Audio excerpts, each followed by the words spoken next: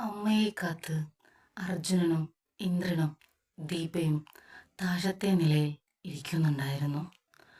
അമ്മ വരുന്നതും കണ്ട് ഓടിച്ചെന്ന് അർജുൻ ചോദിച്ചു, എന്തായി അമ്മേ, അവളെ സമ്മതിച്ചോ? അമ്മ ഒരല്പനേരം ഒന്നും സംസാരിച്ചില്ല. അത് കഴിഞ്ഞ് പറഞ്ഞു, ഇല്ല മോനെ, അവൾ വീണ്ടും പഴയ പല്ലവി തന്നെ ആവർത്തിക്കുന്നു. അവൾക്കിനി വിവാഹം വേണ്ട, അവൾ ഇനി ഒരാളെ സ്നേഹിക്കില്ല.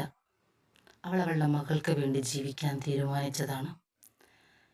കഴിഞ്ഞ 10 വർഷമായിട്ടും അവൾ ഇത് തന്നെയാണ് പറയുന്നുള്ളത്. ഒരു മാറ്റവുമില്ല. അവളെ കൊണ്ട് സമ്മതിക്കാൻ പറ്റുമെന്ന് എനിക്ക് തോന്നുന്നുമില്ല. അമ്മ വളരെ നിരാശയോടെ അർജുൻ്റെ മുഖത്ത് നോക്കി പറഞ്ഞു, ഇനിയിപ്പോൾ എന്താ ചെയ്യുക ഏട്ടാ? ഇന്ദ്രൻ അക്ഷമയോടെ അർജുനെ നോക്കി. എന്തു ചെയ്യാനാ, ഞാൻ അപ്പോഴേ പറഞ്ഞില്ലേ, അവളുടെ ജീവിതത്തിൽ ഇനിയൊരു വിവാഹം ഉണ്ടാവില്ലെന്ന് അവൾ തീരുമാനിച്ചതാണ്. കഴിഞ്ഞ 10 വർഷമായിട്ടും നമ്മൾ ഇതിനു വേണ്ടി തന്നെ മെനക്കെട്ടിട്ട് എന്തെങ്കിലുമൊക്കെ നടന്നോ? ഇനി നടക്കാനും പോകുന്നില്ല. ഇക്കാര്യം ഞാൻ ആദ്യമേ നിങ്ങളുടെ അടുത്ത് പറഞ്ഞതല്ലേ, നിങ്ങളതപ്പോൾ ചെവി കൊണ്ടില്ല. ദീപയുടെ വാക്കുകൾ അല്പം കടുപ്പത്തിലായിരുന്നു.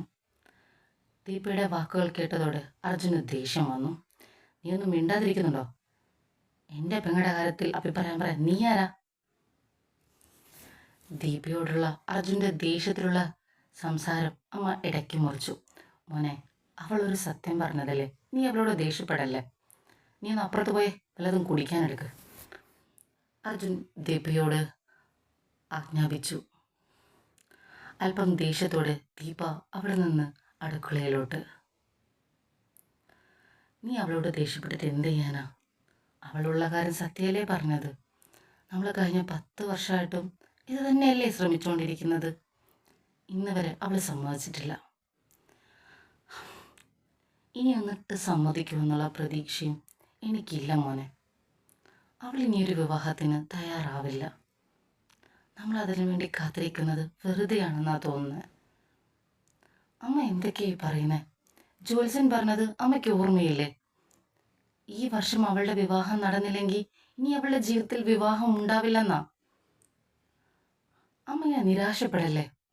എന്തായാലും അടുത്ത ആഴ്ച വല്യേട്ടൻ വരുന്നുണ്ടല്ലോ, വല്യേട്ടൻ സംസാരിക്കട്ടെ. ഇതുവരെ അവൾ ഡോക്ടർ ആവണമെന്ന് പറഞ്ഞ് നടന്നതല്ലേ, ഇനിയിപ്പോൾ അത് പറയാനില്ലല്ലോ. എന്തായാലും വല്യേട്ടൻ വന്ന ശേഷം നമുക്ക് തീരുമാനിക്കാം. ഈ വർഷം എന്തായാലും അവളുടെ വിവാഹം നടക്കണമേ, അതിലൊരു മാറ്റമില്ല. ഞങ്ങളുടെ പെങ്ങളുടെ കല്യാണം കാണണമെന്നുള്ള ഞങ്ങളുടെ ആഗ്രഹം, അതെന്താ അവൾ മനസ്സിലാക്കാത്തത്? ആരോട് പറയാനാ മോനെ? പറഞ്ഞിട്ട് കാര്യമില്ല. അവൾക്ക് അവളുടേതായ ഒരുപാട് ശരികൾ.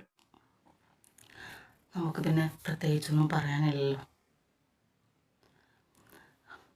അമ്മേ, നിരാശ വിടമ്മേ. നമുക്കറിയില്ലല്ലോ അവളുടെ ദാമ്പത്യ ജീവിതത്തിൽ എന്താ സംഭവിച്ചതെന്ന്. അവൾ ഇതിനെക്കുറിച്ച് വാ തുറന്നിട്ട് പോലുമില്ല. ഒട്ടും സഹിക്കാൻ പറ്റാതായപ്പോൾ ഇറങ്ങിയെന്നാലേ അവൾ പറഞ്ഞിട്ടുള്ളൂ. അതിൽ കൂടുതലൊന്നും നമുക്ക് അവളെക്കുറിച്ച് അറിയില്ല. നമ്മളായിട്ട് നിർബന്ധിച്ചിട്ട് ഒരു കാര്യവും അവളോട് ചോദിച്ചിട്ടുമില്ല.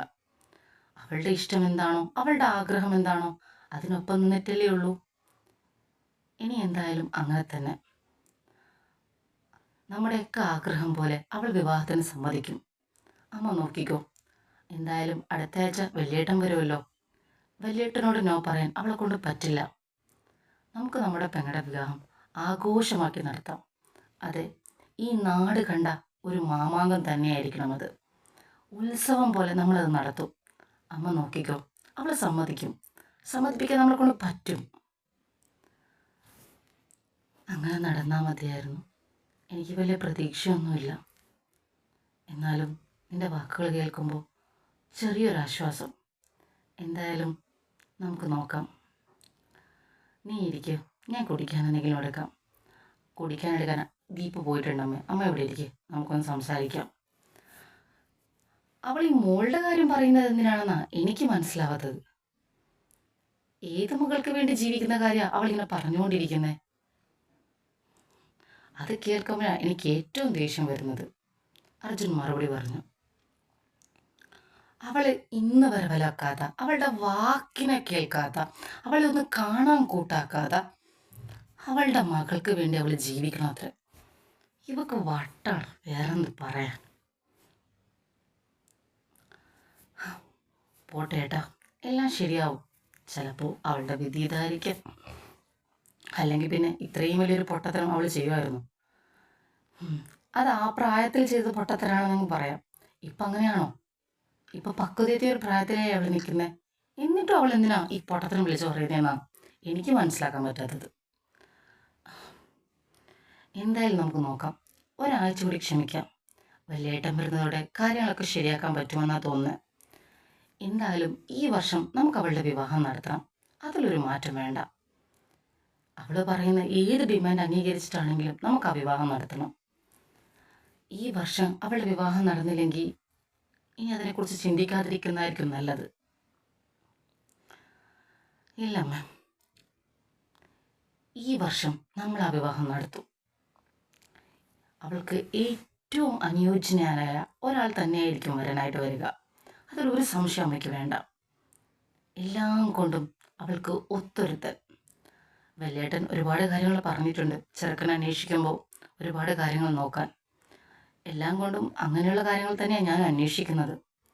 എന്തായാലും നമ്മുടെ പെങ്ങളുടെ കല്യാണം അത് ഈ നാട് കണ്ട വലിയൊരു ആഘോഷമാക്കിയിട്ട് നമ്മൾ കൊണ്ടു നടക്കും. ഈ വർഷം അത് നടക്കുക തന്നെ ചെയ്യും. അതിലൊരു സംശയവും വേണ്ട.